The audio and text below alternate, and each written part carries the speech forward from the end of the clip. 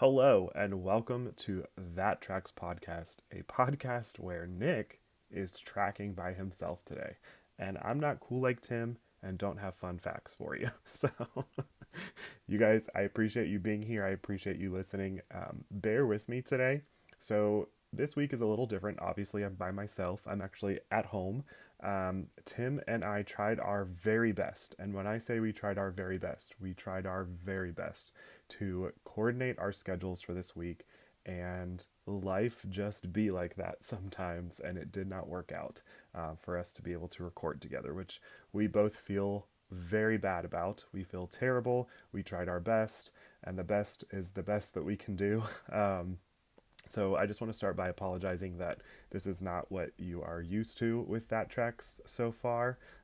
This is not something that's going to be normal or something that's going to be ordinary. Like I said, life is just like that sometimes. We tried our best to make it happen. We tried our best to coordinate our schedules, and this week just was one of those weeks. So it's just me today. I hope you guys are okay with that. I'm not going to talk your ears off for over an hour this week. We'll keep it short and sweet. There are some things that I want to talk about. There's some things that we got to experience as a family, some things we got to experience with Tim.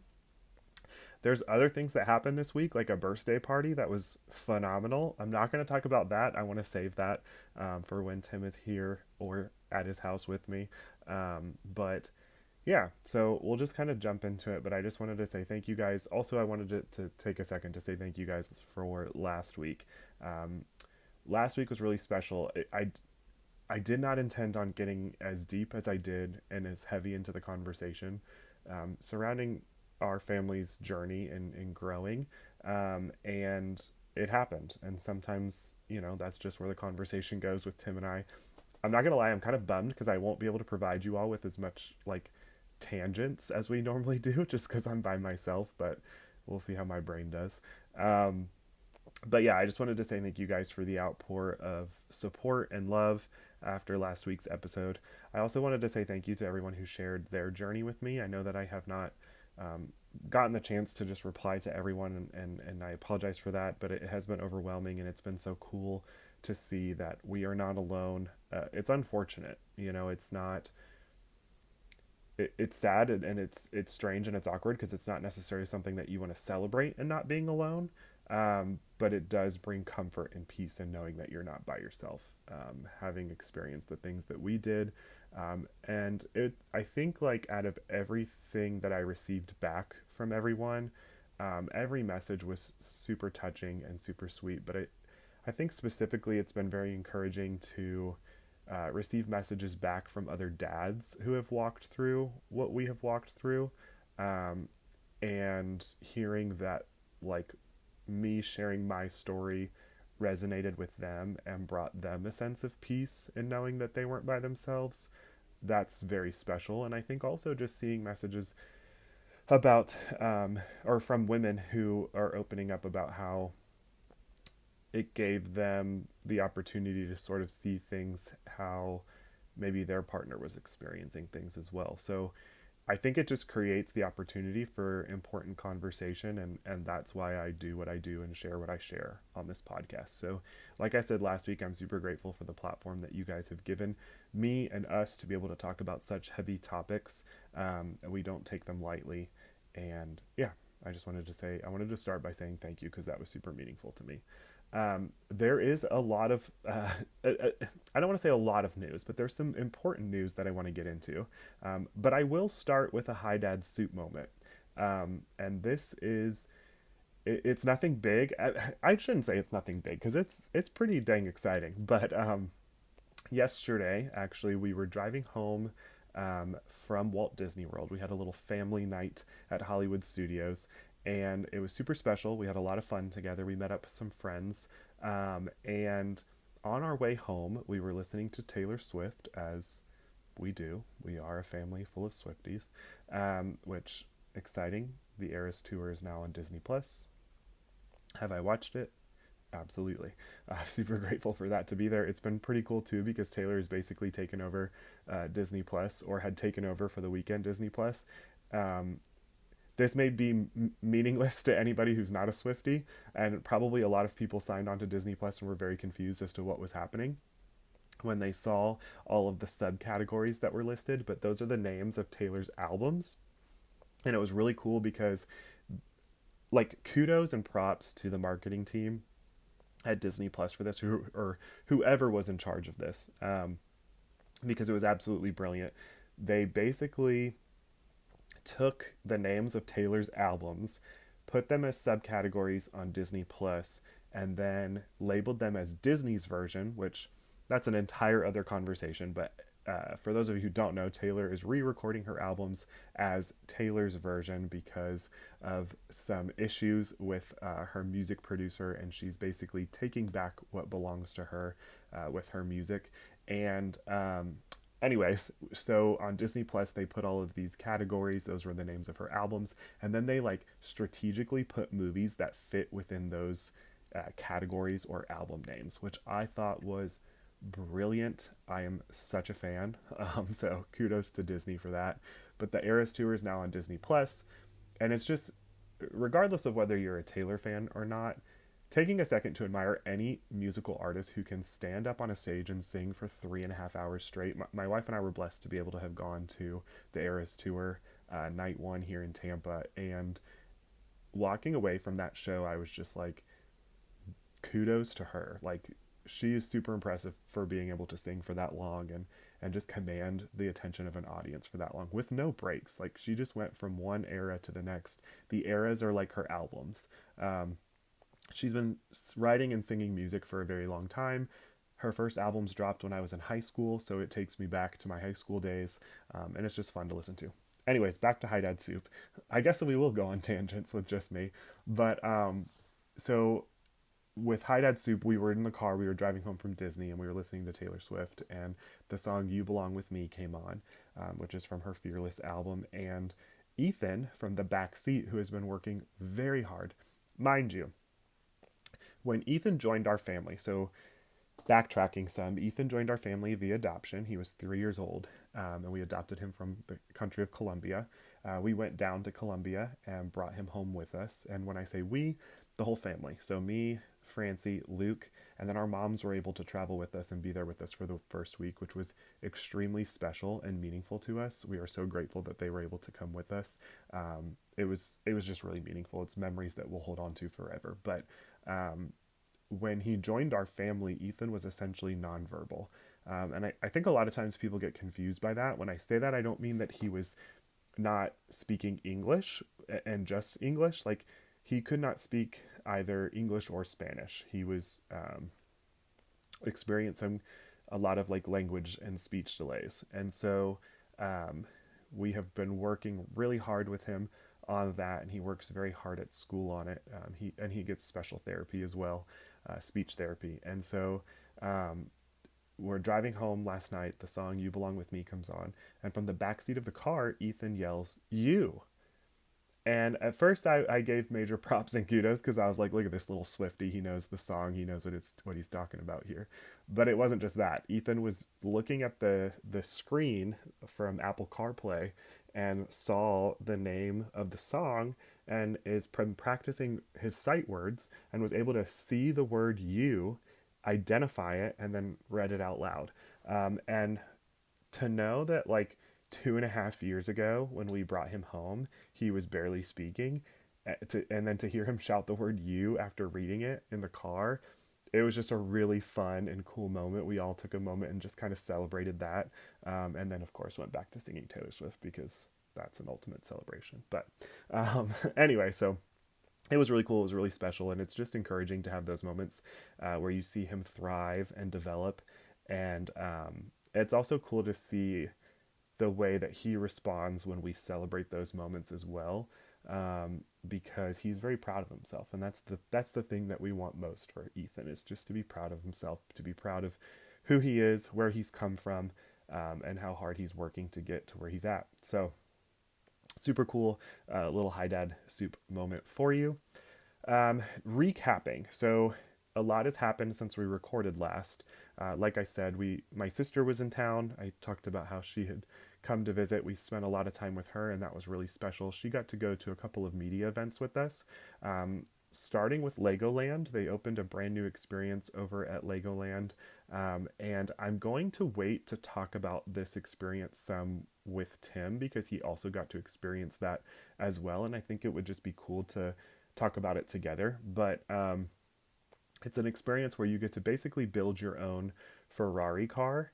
And it's like sponsored by Ferrari or partnered with Legoland by Ferrari, and you build your own car, you get to test it, and then you get to scan the car in this really cool scanner. It's almost like it resembles Test Track in some ways, but you get to scan your car, and then the car is like displayed onto a track. A track where your car basically goes through this test track, and you get to like see how it does, see how it fares, see how fast it goes. It's pretty cool. It's a cool little experience, and my boys absolutely loved it. But we'll talk more about that. That was a special media event. Huge thank you to Legoland for inviting us out to that. We both got invited as our like on our own brand. So Tim got invited for his channel, and then I got invited for my Instagram page, and it was cool. It was really special, and we really appreciated that. And it was always nice to spend time together as well. But we'll talk more about that and go into detail around it when Tim is back next week.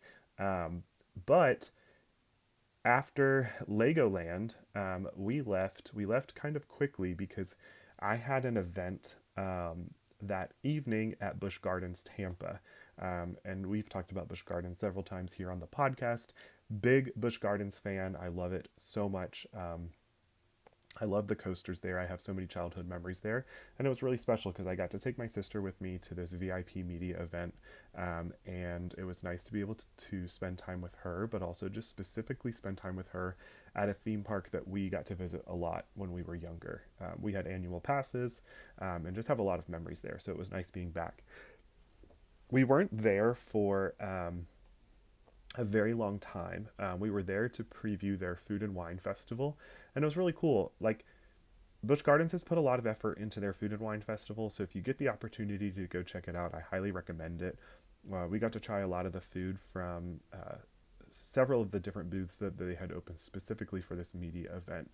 And my sister was saying, like, if she lived locally, she was talking about how her and her husband would love to just like go on a date night to Busch Gardens specifically for food and wine festival, walk around, enjoy maybe some of the coasters, but also specifically just to get to try some of the food and drinks. And yeah, I think some of the highlights, they really honed in on a lot of the Latin flavors, which I really appreciated.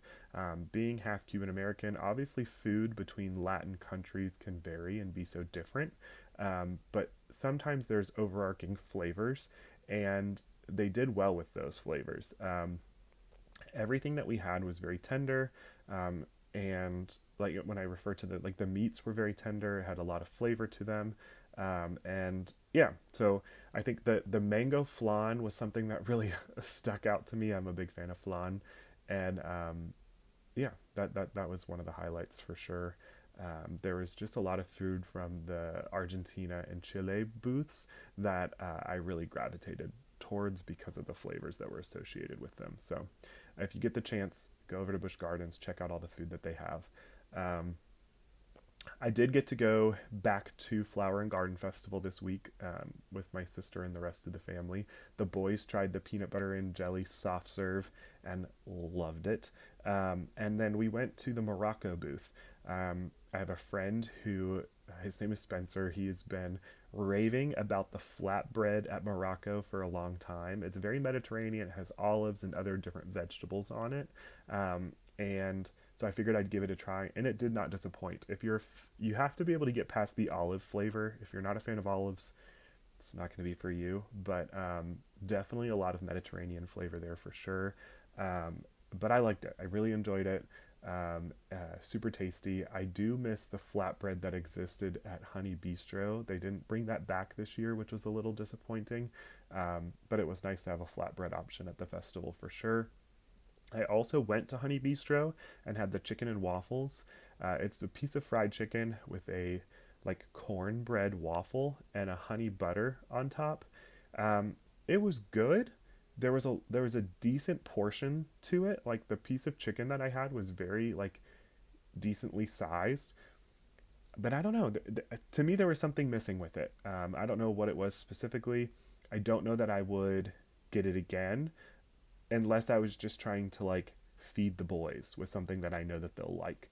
I think there's other things that I'd like to venture out and try, just because I don't, it lacked a little bit in flavor for me. And again, the thing about festival food is that I feel like that can happen from time to time. Like you can pick up something that you try once and it's delicious, and then you go back and you try it again and it's just not the same. And I think that's just because it varies based on who's cooking it and how long it's been sitting there, and par for the course when it comes to festivals at Epcot. But um, we did also have the Cubanitos again from the Florida Fresh booth, which I don't remember if I said this last week or not, but that Florida Fresh booth has officially moved to its permanent location, which is between um, Journey into Imagination. If you're leaving Journey into Imagination and you're walking towards World Showcase, it's kind of between that like side pathway that takes you kind of around all of the flower beds.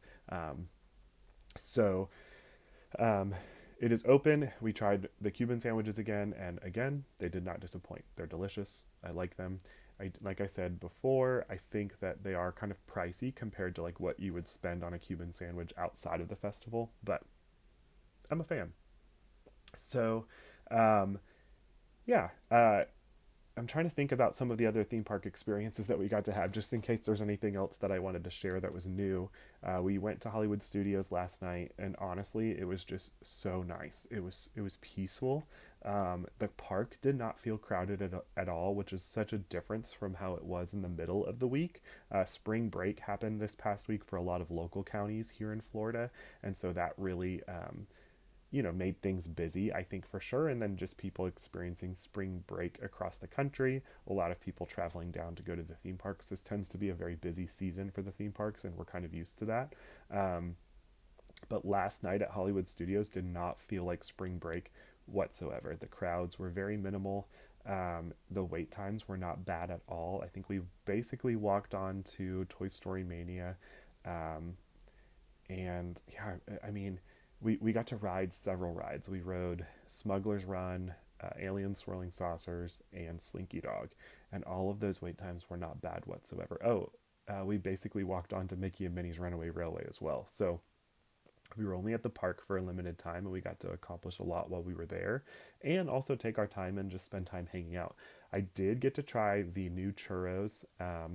My brain is totally blanking on the name of the new stand, and I apologize for that. It's something like hydraulics, and I'm sorry. I wish I had the ability to look it up right now for you too, but it's the new stand. Tim has talked about it in a vlog, and we talked about it on the podcast. It's right outside of like the Muppets Theater. But they opened up a couple weeks ago, and they offer a cinnamon roll that has like a Coca-Cola syrup on it, and then they also have new churros. They're basically mini churros with sriracha sauce and bacon. And I've heard such mixed reactions to these, which totally makes sense because the flavor combo is so different. It's so bizarre, but I loved them. Naturally, Tim and I tend to have very different palates. I can't honestly remember whether he said he liked them or not. I want to say that he said that they were all right. But I really enjoyed them. They're very savory and sweet, and I like that combo. Our friends that we were with, my friend Allison, she's Magic and Wishes on Instagram. In case you guys follow her or want to check her out, Allison's great. Allison kind of helped me get started in the content creator space. She came up with my first Instagram handle back in 2018. It's since changed since then, but she has been an inspiration for me, and just somebody that I really appreciate and value in my life. Our friendship goes back before content creation for the both of us. We worked together at Starbucks in Lakeland way back in the day, and so it's been cool to see her thrive But she is a very genuine person, and she is who she is on her social media platforms is who she is in real life. And I've always appreciated that about her, especially knowing her before she started on Instagram. Anyways, we were with her and her boyfriend Daniel, who shows up on her Instagram from time to time as well. But um, they were neither of them were fans of the churros, and so Francie also was not going to try it. For none of that is stuff anything that Francie's interested in eating. So it was just me who enjoyed them. I want to say that Luke also enjoyed them as well, but I think he also was just kind of being team dad in that moment. So I don't know. I think it's worth giving it a shot if you're at Hollywood Studios, but it's definitely not for the faint of heart and a very interesting flavor combo. Um, so that was encouraging though, just to see the park not as crazy and hectic as we thought it was going to be. It was nice to have sort of a low-key evening at Hollywood Studios, and we had some of the best interactions with entertainment that I have had at Walt Disney World. We ran into a member of the First Order and two stormtroopers, and the individual who worked for the First Order, he was just so interactive. He was so friendly. I shouldn't say friendly because he's with the First Order, but his interaction was fantastic, and like the energy and effort that he brought to it was just phenomenal, and it just had us all having the best time. So um, it was a really busy and hectic week, just in sort of, I want to say, quote unquote, my normal life. When I say that, I mean kind of like my life that exists outside of the content creator space. And I know that that was the same for Tim. And so, well, that's why I'm here by myself today. So, again, I hope you guys are okay with this. But there are some things coming up that I wanted to talk about as well, some news that broke. I won't get into all of the news that broke over the week, but just some highlights. And one of the things is something that like really specifically pertains to me because I'm going to go experience it, and I'll be coming back to talk to you guys about it. Um, that is Pixar Fest over at Disneyland. Disney Parks blog released all kinds of fun new information about Pixar Fest. Disneyland released all kinds of information, and um, it's located on their website. And if you're watching this on YouTube and you see me looking over, it's because I'm just looking at some of my notes on my screen. But there are 10 things, there's an article, and it's 10 things you need to know about Pixar Fest at Disneyland. And I don't know if any of our listeners plan on attending, but I'm super excited. So it starts on April 26th and it runs through August 4th. So basically the entire summer. And this is basically ending right before the D23 fan event. They're calling it the D23 fan event, and that's a different name from D23 Expo, which is what it's been traditionally called in the past. I think it's basically going to be the same thing. I think it's just really expanding, which we've talked about. And also, as a side note, those tickets go on sale very soon. In fact, I am going to fact check that because I want you guys to be prepared if you plan on going to D23 in August. You're going to want to be prepared to buy your tickets. The tickets go on sale starting March 26th. So I'll remind you guys again in next week's episode. But be ready for that, and I'll give a little bit of more information as to like how you can be prepared for that and what that's going to look like in next week's episode. That's going to be a big deal though, and it is definitely intense trying to get your tickets. If you've done Run Disney and registered for a Run Disney race before, or tried to sign up for a annual pass holder preview, or really anything online registration with Disney, you know that it's not always easy. So I'll hope you guys be prepared for that as much as possible. But anyways, going back to Pixar Fest, this is going to be ending basically right before D23 fan event starts. So if you are going a little early for D23, you'll get the opportunity to experience some of these things. They have a new parade at DCA, Disney California Adventure Park, and it's called Better Together, a Pixar Pals Celebration. So so the parade is brand new, and they've teased some concept art of some of the floats that are going to be present. We've got Four Town, which I'm so excited about. We've got Joe Gardner. We've got from Soul. We've got friends from Luca. We've got friends from The Incredibles, Miguel from Coco, Mike and Sully from Monsters Inc., of course, Woody, Jesse, and Buzz Lightyear. So many great um, Pixar characters that are going to have their own floats for their films in this parade. Guys, I am so excited. Luca, huge fan of that movie. I cannot wait to see that represented in a parade. Obviously, Toy Story, I grew up. I'm a Toy Story kid for sure. The Incredibles is so much fun. Four Town from Turning Red is going to be probably a life changing experience. So I can't wait to see that parade. It's going to be a lot of fun. Together Forever, a Pixar nighttime spectacular, is returning to Disneyland Park, and they're also adding all new scenes. So that's going to be super exciting.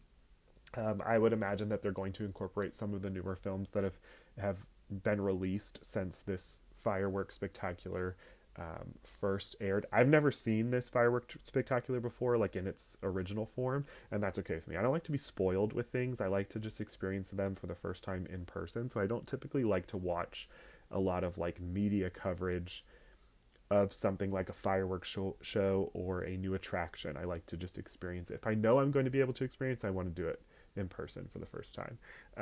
So that's going to be fun. I'll report back on that. All of this stuff is going to be covered on my Instagram account, The Theme Park Dad. Club Pixar is going to be at the Hollywood Backlot in DCA. This is basically like a nighttime party. They've got a DJ, they've got live performances, games, photo opportunities, themed food, specialty crafted beverages. It looks like one big party over in DCA, and I cannot wait for that. Like, Club Pixar, are you kidding me? Come on. All kinds of fun new things. Another one thing that I wanted to point out, obviously I'm a big merch guy. I can't wait to see all of the merchandise that they release for this festival. I'm a little worried about, I've talked about it on here, but my packing situation for this, a little worried to see what that turns out to be like, because I have a feeling I'm going to be coming home with a lot of merchandise.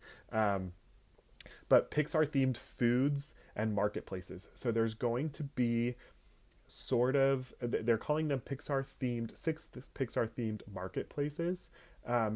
And these are starting on May 10th, which is a bummer because I won't be there then.